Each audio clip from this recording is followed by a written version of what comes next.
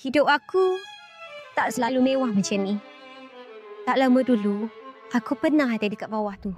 Bila aku dah besar sikit, baru aku faham. Orang kaya ni memang boleh beli segalanya, termasuk maruah orang. Cik, nak ke mana ni? Kalau tak ada access card, tak boleh masuk. Dia datang dengan saya. Kena selalu berjaga-jaga. Berjaga anjing! Dah aku. Awak nak awak kaya, awak boleh belinjau saya yang struggle dengan kehidupan ni ke? Saya kenalkan diri saya, nama saya... Syahid. Siapa yang nak buat kau angau macam ni?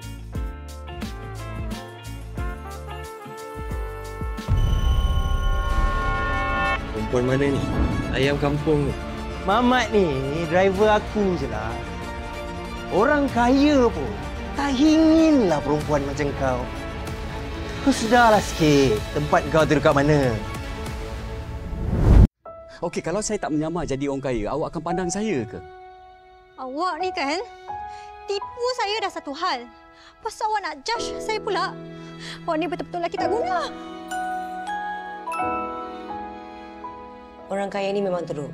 Tu I tahu. Apa dah jadi sebenarnya? Si Syahid tu ada buat apa-apa kat kau ke? Nama dia bukan Syahid, nama dia Azam. Selama ni dia menyamar je jadi orang kaya, tak kaya pun. You buat apa kat sini sebenarnya? Saya datang sebab nak balas dendam. Jap. Apa plan kau sebenarnya? Buat dia malu balik macam mana dia buat aku malu hari tu. So, you pakai macam ni sebab you nak balas dendam? Kalau saya nak dia pandang saya kenalah masuk dalam dunia dia. Kalau nak jadi orang kaya ni, bukan pasal baju apa yang you pakai. Kalau perangai you ni tak sama padan dengan baju yang you pakai, you rasa orang boleh percaya ke? Datin, tolong saya boleh? Ada nak rasa kita kena buat something lah pasal your name. Inilah. No.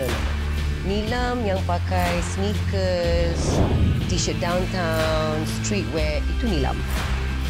Dalam dunia ni, you bukan Nilam. You adalah